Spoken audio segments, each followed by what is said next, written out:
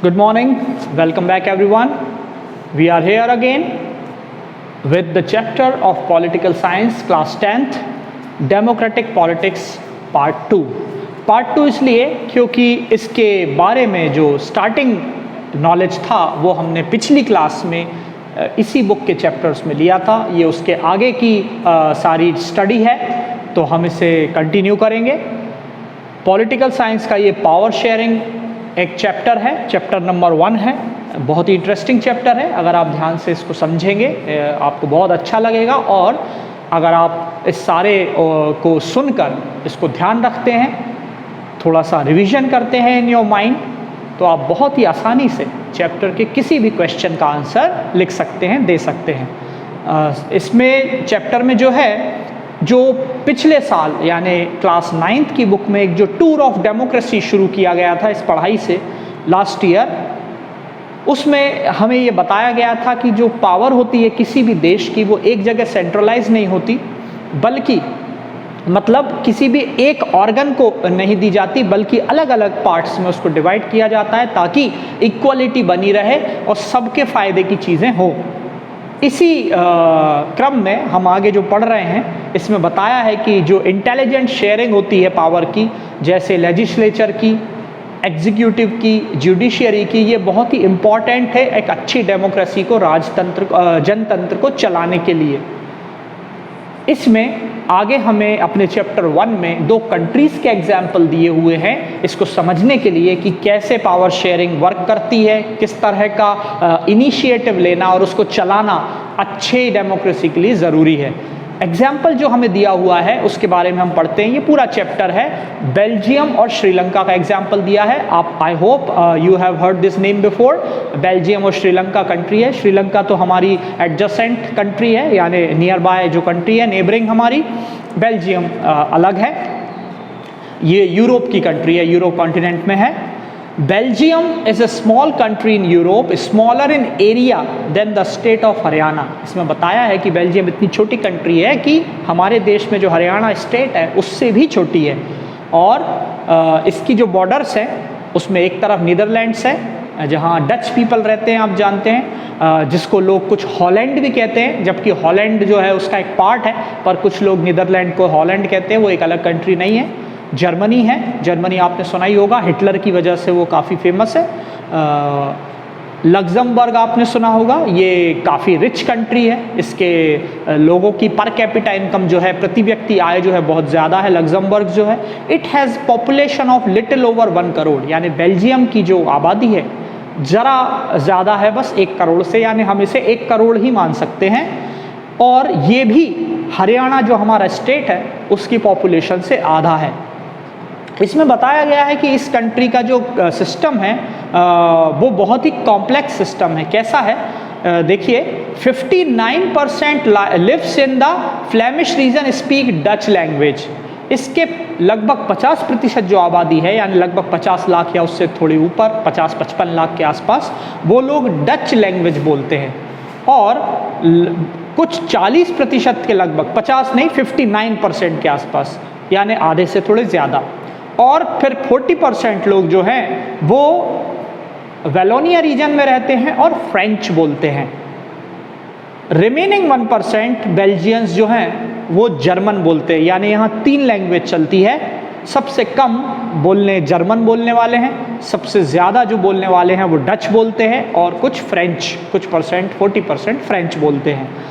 जबकि जो इस पूरी कंट्री का कंपोजिशन है उससे अपोजिट कंपोजिशन है यहाँ के कैपिटल का, यानी बेल्जियम की राजधानी का। कैसा है, बेल्जियम की राजधानी है ब्रसेल्स, और वहाँ पर 80% लोग, 80% of the people speak French, while 20% speak Dutch, यानी कंट्री में जो हैं वो डच बोलने वाले ज़्यादा हैं। पर कैपिटल की बात करें, राजधानी, तो वहाँ डच बोलने वाले बहुत कम हैं, यानी देश का जो कंपोजिशन है लैंग्वेज वाला वो कैपिटल से काफ़ी अलग है। और जो माइनॉरिटी है, यानी अल्पसंख्यक लोग हैं जो कम मात्रा में हैं, जो कि फ्रेंच स्पीकिंग कम्युनिटी के हैं, वो बहुत रिच और पावरफुल लोग हैं relatively. This was represented by Dutch speaking community who got the benefit of economic development and education much later। लेकिन चूंकि डच जो बोलने वाली कम्युनिटी है उनको क्या हुआ, उनको इकोनॉमिक डेवलपमेंट का यानी जो आर्थिक विकास हुआ उसका और अच्छी पढ़ाई, अच्छा एजुकेशन फ्रेंच लोगों से बाद में मिला, क्योंकि रिच और अप्रोच वाले लोग या इन्फ्लुएंशियल लोग फ्रेंच स्पीकिंग कम्युनिटी से आते हैं। इससे क्या हुआ, this led a tension between the Dutch speaking and French speaking communities during 50s and 60s। इस वजह से चूंकि डच लोगों के साथ ये एक तरह का अन्याय था या वो दे वर लैगिंग बिहाइंड, वो पीछे रह रहे थे, इस वजह से एक तरह का टेंशन उनके बीच में पैदा हो गया 50s 60s में। और the tension between the two communities was more acute in Brussels, और ये राजधानी में चूंकि बड़ी जगह है ज़्यादा दिखाई दिया। डच स्पीकिंग लोग जो है मेजॉरिटी में थे कंट्री में, पर कैपिटल में वो माइनॉरिटी में थे, यानी राजधानी में उनकी संख्या कम थी। अब इस चीज़ को हम दूसरी कंट्री से कंपेयर करें, श्रीलंका से, बेल्जियम की कंडीशन को, जो हमारे यहाँ से कुछ ही दूरी पर स्थित है। सदर्न कोस्ट जो है तमिलनाडु का, उससे थोड़ा दूर है श्रीलंका। इसकी पॉपुलेशन लगभग 2 करोड़ है, लगभग हरियाणा जो हमारा स्टेट है उसी के जैसी है। और ये भी दूसरे देशों की तरह है जो साउथ एशियन कंट्रीज़ हैं, जैसे हम साउथ एशियन हैं। श्रीलंका में डाइवर्स पॉपुलेशन है और वहाँ के ज़्यादा बड़ा जो सोशल ग्रुप है वो सिन्हाला स्पीकर्स है। सिन्हाला वहाँ का एक ग्रुप भी है और लैंग्वेज भी है। लगभग 74%, 74% लोग जो है सिन्हाला स्पीकर्स हैं, लगभग 18% लोग तमिल स्पीकर्स हैं। और तमिल भी फिर 2 सब ग्रुप में डिवाइड हो गए हैं। तमिल नेटिव्स जो कंट्री के हैं, मतलब जो वहीं के मूल निवासी हैं, वो तमिल जो है श्रीलंकन तमिल्स होते हैं, जो लगभग 13% है। और जो बाकी हैं, जिनके फोर फादर, जिनके पूर्वज इंडिया से गए थे, वो थोड़े अलग हैं, उन्हें इंडियन तमिल्स कहा जाता है। श्रीलंकन तमिल्स जो है नॉर्थ एरिया में, नॉर्थ ईस्ट में हैं कंसंट्रेटेड, और सिन्हाला स्पीकिंग जो है वो बुद्धिस्ट हैं। जबकि बाकी कुछ तमिल जो इंडिया से गए थे वो तो हिंदू हैं और हिंदू चीज़ों को फॉलो करते हैं, या फिर मुस्लिम्स हैं। देयर आर अबाउट 7% क्रिश्चियंस, और 7% लोग लगभग ईसाई हैं, क्रिश्चियन हैं। अब इस चीज़ को हम इमेजिन करें, इसी सिचुएशन को बेल्जियम में, फिर उसी को करेंगे श्रीलंका में, तो हमें पता चलेगा कि पावर शेयरिंग या डिवीजन ऑफ पावर कैसे वर्क करता है और अलग अलग कंट्रीज़ ने इनको कैसे फॉलो किया और उससे उन्हें क्या फ़ायदा या नुकसान हुआ है। डच कम्युनिटी जो है अपनी मेजॉरिटी का फ़ायदा उठा सकती है, क्योंकि मैंने आपको बताया बेल्जियम में अगर हम कंट्री लेवल पे बात करें तो डच स्पीकिंग पीपल ज़्यादा हैं, फ्रेंच वाले कम हैं। तो उन्होंने अपनी न्यूमेरिक मेजॉरिटी का फ़ायदा उठाया और अपनी इच्छाओं को, अपनी विशेस को फ्रेंच कम्युनिटी पर थोप दिया एक तरह से, एंड जर्मन स्पीकिंग लोगों पर, जो कि 1% है। इससे क्या हुआ, this would push the conflict among communities further. इससे समझ आया कि ये अगर ऐसा चलता रहा तो बाकी कम्युनिटीज़ और इनमें झगड़ा शुरू हो जाएगा, जिससे बहुत ही बुरी स्थिति हो सकती है कंट्री की। दोनों ही कम्युनिटी के लोग राजधानी पर और देश पर अपना कंट्रोल बनाने की कोशिश करेंगे। In Sri Lanka the Sinhala community enjoyed an even bigger majority, और ऐसा ही कंडीशन श्रीलंका में, वहाँ सिन्हाला कम्युनिटी जैसा मैंने आपको बताया 74% है, विच इज़ वेरी हाई। तो वो लोग भी चाहेंगे कि रेस्ट ऑफ द कम्युनिटी पे उनकी इच्छाएं, उनके ऑर्डर्स ये सब थोप दिए जाएं या उन्हें माना जाए। अब इन दोनों कंट्रीज़ की कंडीशन को इस व्यू में हम देखने की कोशिश करते हैं। मेजॉरिटेरियनिज्म इन श्रीलंका। मेजॉरिटेरियनिज्म क्या होता है? एक ऐसा बिलीफ है जिसमें ये माना जाता है कि जो लोग ज़्यादा संख्या में हैं, जो लोग बहुसंख्यक हैं, उनकी बात को माना जाए, वो ही कंट्री को रूल करें। ये बहुत ही एक ख़राब सिचुएशन हो जाती है। श्रीलंका जो है 1948 में इंडिपेंडेंट हुआ और जो सिन्हाला कम्युनिटी के लीडर थे उन्होंने चाहा कि उन्हें गवर्नमेंट पर डोमिनेंस मिले, गवर्नमेंट उनकी रहे, उनका उस पर अधिकार और आधिपत्य रहे। एज अ रिजल्ट क्या हुआ? Democratically elected government adopted a series of measure to establish Sinhala supremacy. अब चूंकि सिन्हाला ज़्यादा थे तो गवर्नमेंट भी ऐसी बनी, सिन्हालास की बनी, और उन्होंने धीरे धीरे ऐसे रूल्स बनाना शुरू किया जो केवल उसी सिन्हाला कम्युनिटी को ज़्यादा फ़ायदा पहुँचाते थे, बाकी की सुविधाओं को या ज़रूरतों को ध्यान में नहीं रखा गया।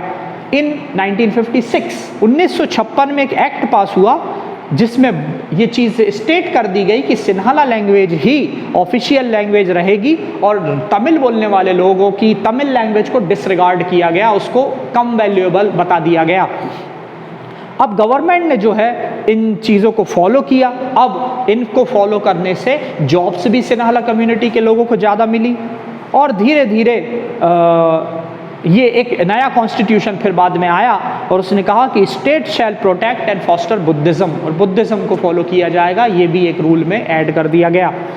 अब ये सब गवर्नमेंट मेजर्स जो थे coming one after other gradually increase the feeling of alienation among Sri Lankan Tamils, और ऐसे सिन्हाला कम्युनिटी को सपोर्ट करने वाले जो रूल्स रेगुलेशंस आए तो क्या हुआ, श्रीलंकन जो तमिल्स थे उनके बीच में एक अनरेस्ट पैदा हो गया एंड उन्होंने ये सोचा कि कोई भी पॉलिटिकल पार्टीज जो है वो हमारे लिए, हमारी लैंग्वेज और हमारी संस्कृति, हमारे कल्चर के लिए सपोर्टिव नहीं है। उन्होंने ये फील किया कि जो कॉन्स्टिट्यूशन है और जो सिन्हाला और तमिल के बीच की कम्युनिटी है वो बहुत ही गड़बड़ होती जा रही है, मतलब उसके बीच में झगड़े शुरू होते जा रहे हैं, विरोध शुरू होता जा रहा है। श्रीलंकन तमिल्स ने तुरंत एक पार्टी लॉन्च करी, स्ट्रगल किया और उस चीज़ को जोर दिया कि हमारी लैंग्वेज को भी ऑफिशियली रिकॉग्नाइज किया जाए। रीजनल ऑटोनॉमी और इक्वलिटी ऑफ अपॉर्चुनिटी के लिए एजुकेशन भी सिक्योर किया गया, जॉब्स भी, कि उन्हें भी जॉब्स उतनी दी जाएं, बराबर मात्रा में उन्हें जॉब दी जाए, जैसी सिन्हालास को दी जा रही हैं, जैसी उन्हीं वैसी तमिल्स को दी जाएं। But their demand for more autonomy to provinces populated by the Tamils was repeatedly denied, लेकिन वो चाहते थे कि उनका जो एक अलग एरिया बना दिया जाए तमिल का, उसको डिनाई किया गया। By 1980 several political organisations were formed, 1980 आते आते कई पॉलिटिकल पार्टीज बनने लगी जिन्होंने तमिल इंडिपेंडेंट स्टेट की मांग करने लगे कि श्रीलंका में ही तमिल लोगों का एक अलग छोटा सा स्टेट बना दिया जाए in northern and eastern parts of Sri Lanka. इस चीज़ ने एक डिस्ट्रस्ट पैदा किया दोनों कम्युनिटी के बीच में और कॉन्फ्लिक्ट शुरू हो गया और ये धीरे धीरे सिविल वॉर में बदल गया, गृह युद्ध जिसको हम कहते हैं उसमें बदल गया। कई लोग दोनों कम्युनिटी से मारे गए, many families were forced to leave the country, कुछ को तो देश छोड़ना पड़ा, कुछ रिफ्यूजीज बन गए। श्रीलंका का अब लेकिन आप देखेंगे एक्सेलेंट रिकॉर्ड इकोनॉमिक डेवलपमेंट में, एजुकेशन और हेल्थ में है, पर सिविल वॉर ने इस चीज़ को बिल्कुल ख़राब कर दिया, नष्ट कर दिया एंड सोशली भी उनको पीछे कर दिया, इकोनॉमिकली भी पीछे कर दिया, कल्चरली भी पीछे कर दिया और ये इतना लंबा चला कि आते आते 2009 के लगभग ये चला और वो जो कंट्री स्ट्रॉन्ग थी वो थोड़ी सी वीक हो गई। इसके बाद हम नेक्स्ट पार्ट में एकोमोडेशन इन बेल्जियम के बारे में जानेंगे कि यही पावर शेयरिंग और डेमोक्रेसी का बेल्जियम में क्या हाल रहा और उनने इससे निपटने के लिए, प्रॉब्लम से निपटने के लिए ताकि सारी कम्युनिटीज़ में हार्मनी रहे, उसके लिए उन्होंने क्या किया और क्या उनका तरीका उनके लिए फ़ायदेमंद हुआ, उनकी जनता के लिए, देश के लिए, ये हम नेक्स्ट पार्ट में देखेंगे। Till then, thank you very much.